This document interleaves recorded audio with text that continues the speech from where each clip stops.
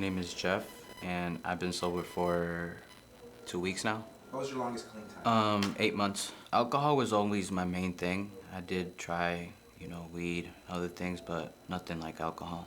Alcohol was just the main thing that I depended on. Like the time I was born all the way to 2008, my childhood was great. I was surrounded by family, friends, a lot of good stuff. I did grow up, before things really hit the fan, I grew up with my mom and my dad just verbally and physically fighting each other a lot. Just a lot of things going on. Grew up in the ghetto, so a lot of gang violence, a lot of just commotion going on when I was little. And then in 2009, my grandma and my aunt, they were murdered, and that just took a whole toll on everything, on everybody. Seeing my mom change. Me and my mom used to be so close, and then as the years went by, things just became really off because she was so depressed and suicidal. Then my dad, he ends up cheating on my mom. So I just had to grow up with a lot of chaos in my life once 2009 hit. And then my childhood went from being amazing to a whole disaster. It's like waking up from a nightmare to go into it, a real nightmare. That's how it felt. I ended up telling my mom within time, 2 or 3 months later, because I started seeing all the signs that my dad was doing behind my mom's back. I ended up confessing that to my mom. Things went down, then he eventually left. It was like an on and off thing. He'd come home, then leave us randomly, come home, leave us randomly. I stayed with my mom, and my brother around that time was around. We were living at the same place that I grew up at. My dad, like I said, he would come, leave, and we stayed there for probably from 98 all the way to 2011 or 10. There was a point in time when my dad left us. He left us with nothing. He ended up taking everything. We pretty much were close to being evicted because my mom wasn't working. She had to take care of me and my brother has autism. It's just a lot. I used to be that kid that was just so curious about things. I was just always nosy and And so I always on the weekends I would just see my mom and my dad drink with other people, or my dad drink by himself. And so I went up to him. I don't even know what got into me, and I was like, "Oh, can I have some or whatever?" Something like that. And he did it out of the sense, because you're my son and there's a world out there that's pretty dark, and there's people out there that live in that dark world that will seduce you or manipulate you into falling into this trap. So instead of you going out there and experiencing it, I'd rather you experiencing it with me, a person that loves and cares for you. And so I'm gonna allow you this one time. That's how that went. My mom wasn't really happy about it when she found out that my dad allowed that to happen. Throughout my whole life, I've always been that third wheel. I've always been the outcast. I'm pretty sure there was that kid at school that you would go to, and all the kids would make fun of this kid at lunch alone or always hanged out by himself, and everybody made fun of him because nobody really knew about him. So they thought that he was an awkward, weird kid. Until one person decided to meet this person, their whole perspective changed because this person's so different. So that's how it was with me. I was just that one person that if you didn't talk to me, I wasn't really gonna talk to you.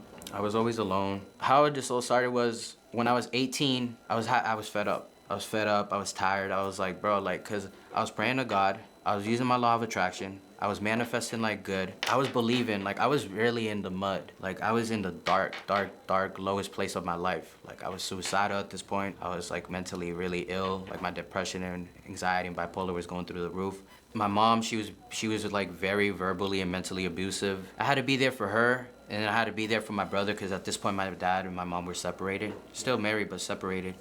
And on my birthday, when I became 18, all the stuff that just piled up took a toll on me. After me and my mom and my brother came back from eating at a restaurant, she dropped me and my brother off, and she said that she had to go out. I had plans to go out, but I had to stay with my brother to take care of him because she was gonna go, do something. So right there at that point, I was so angry and furious, I got to my breaking point. So I was like, dude, I need something, this is dumb, this and da-da-da-da. So next thing you know, I remember that my mom had a pack of Dutch Masters on top of the refrigerator. And so I was like, wait, my mom has a pack of Dutch Masters on the top of the refrigerator. So I grab it, find a lighter, and I take that first hit of that cigar, a little mini cigar or whatever. And dude, the feeling that I felt in that moment, for starters, I felt really lightheaded, but it was a good kind of a lightheadedness. Then on top of that, these emotions and feelings that this void that I was feeling inside of me filled up from years of me being so empty and lonely and just lost in this life and all the commotion that's happened. So it brought me to a place where I was like, damn, this feels good.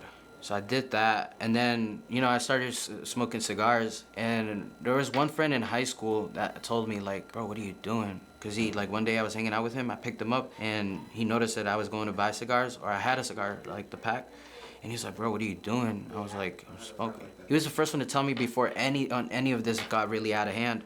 He's like, dude, don't do that. You're gonna become addictive. Like, that's an addictive substance. Like, don't, you know, whatever. And I was like, nah, man, I got it. I'm in control. Like, this and that. Like, yeah. And so going from that, next thing you know, I started smoking cigarettes. Then cigarettes became vape. Then the vape became weed. And at this point, I was just starting to explore with all these things. And all of these things were giving me that like, they were filling that void up and that emptiness and that loneliness. And then the main one that became the cherry on top of all of this was alcohol. Like, once I tasted alcohol, I fell in love. Alcohol to me became like my best friend. Like, alcohol, once I reunited with alcohol at the age of 18 or 19 or something like that, it was way different from the cigar, the cigarette, vaping, weed. Like, this thing made me feel like I had a voice. It made me feel like I had somebody. It made me feel loved. It made me feel care. It made me feel secure. It made me feel very powerful. It made me feel all kinds of things that, for so many years, I was going to people talking about my mental health, talking about my suicide thoughts, talking about the trauma, all this stuff, and nobody around me understood or didn't care, or were making rumors about me or making fun of me or using my vulnerability as weakness, when I was just trying to be raw with my emotions and, like, trying to make this an awareness that mental health seemed real at that time. Because mental health at that point wasn't really, like, mental health was starting to come out of the closet, like, it was starting to be exposed to the reality of this world, but it wasn't, like, at the point where it is at now today. I fell into that rabbit hole real quick. You know, even though it's been my rock bottom, but it's also been a blessing in disguise.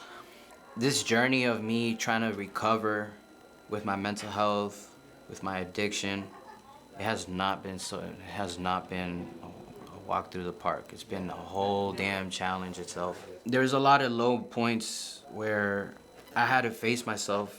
What I took out of it was, there's this timeline from, like, when you're born all the way to, like, now. And I had literally on this table put all these issues and problems where it all started to where it's at now. And I had to put all of this, like, as if it's like mechanical pieces of cars, and I had to come up with ideas on how to create something out of this. I had to analyze everything. I had to break everything down. I had to process all this soberly. So a bunch of new things that I've never done before, that I thought I was doing, I really wasn't doing, that I'm now doing. This rock bottom has been so different from others because this has allowed me to really work and look within myself rather than running away from myself and face issues and problems that I normally wouldn't have the courage to face soberly. I was like, damn, like, I'm this, I'm that, I'm never gonna be anything in life.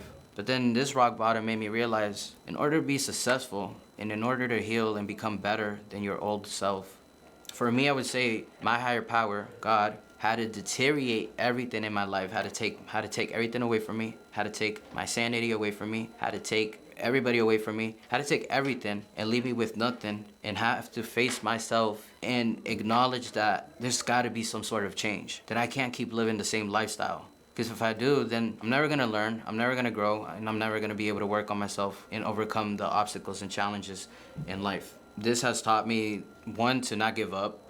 2, life is a battle.